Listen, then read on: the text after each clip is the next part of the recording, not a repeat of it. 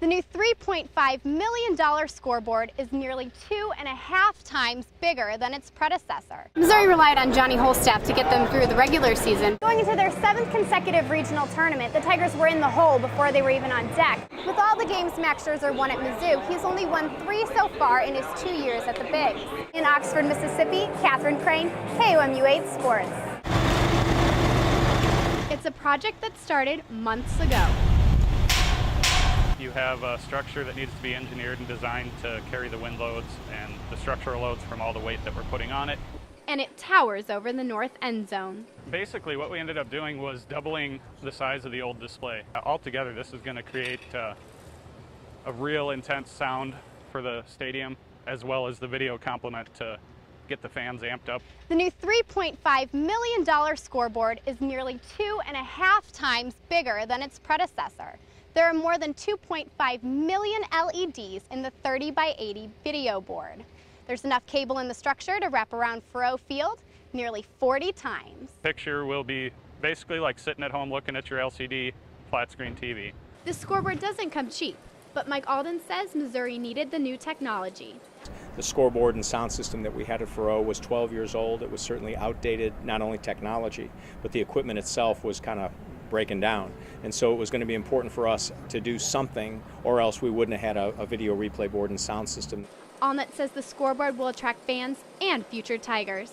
And when they see the commitment that the university has to being able to build, such a fine project, and know that the commitment is there to, when they come to making a choice to come to the University of Missouri, that obviously, whether it's a video board or whether it's some other type of brick and mortar project that we're doing, and I think they feel that, obviously the commitment is there to make their experience at the University of Missouri, first class and by far the best experience they can possibly have.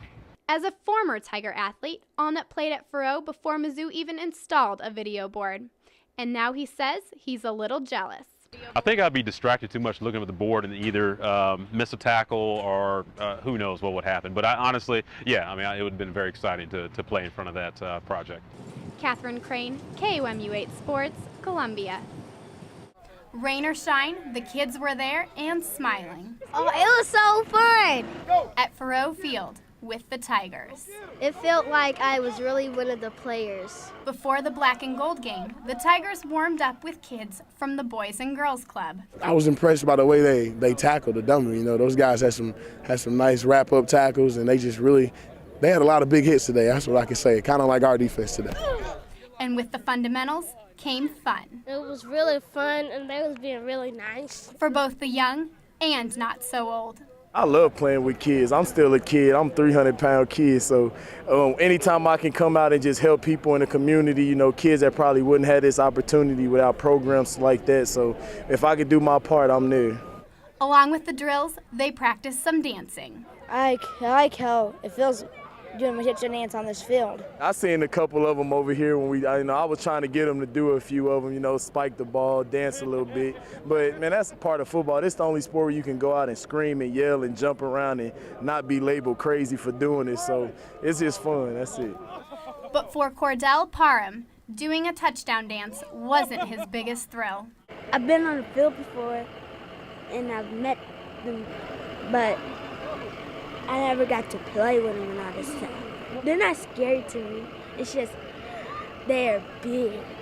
And the Tigers know it means something special to give these fans a little TLC. I think, it means the world to them. Those guys, they see us on TV and from the stands, and they really, idolize us. And just to get out here with us, it means a lot to those kids because we're really like heroes to them, really like celebrities. And it was just great to get back to them. A larger-than-life experience. It was bigger than bigger. Catherine Crane, KOMU 8 Sports, Columbia.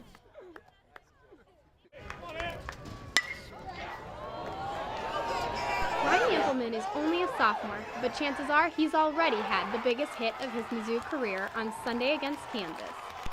I still really don't have words for it, to be honest. It's all right, my first career against K was a walk-off. I'll take it. He's listed at 5'8", but Ampleman's standing much taller since taking over as Mizzou's starting catcher when Trevor Coleman broke his hand on April 28th. I just went into the game. He told me to, warm up, and I really wasn't thinking ahead. But as soon as I got on the bus, I saw it. It's pretty swollen, and they said it was for sure broken. Found out, I called him and told him it's his show. It's his time to shine, time to dominate, and as you saw last weekend, he's pretty good. The only problem is making sure he has enough amps to play full-time behind the plate. Going out there every day, 9 innings, catching 9 innings, and then going out again on a weekend series. It takes a little bit for the legs to get adjusted. Coach Jameson can relate to Ampleman's success. In his college days, Coach also played catcher. The thing about college game is you don't have to be a 6'3" catcher to have success, and he's got the tools and the competitiveness to get it done. But I'm still taller than he is. We'll just say we're the same because I don't want to get in trouble, but I think I got him by a little bit. Just measure Ampleman by the size of his heart. Catherine Crane, KOMU 8 Sports, Columbia.